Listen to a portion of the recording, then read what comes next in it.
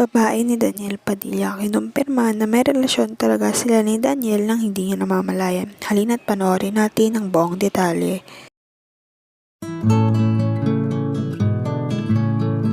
May mga basher nga na nag-comment sa Instagram account ng babae ni Daniel Padilla. Ayon sa comments, the side chick of at Supremo TV, grabe, panluloko mo kay Catherine at sa pamilya na natanggap sa'yo. You don't deserve to be disrespected by this man.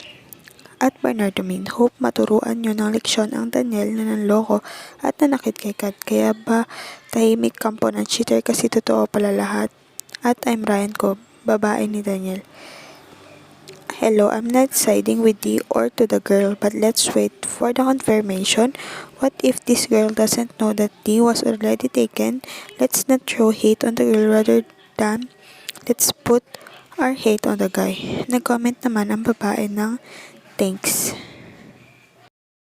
Nag-comment naman ang isang netizen na she is low-key confirming that her and DJ had a thing or ons during the Vietnam trip.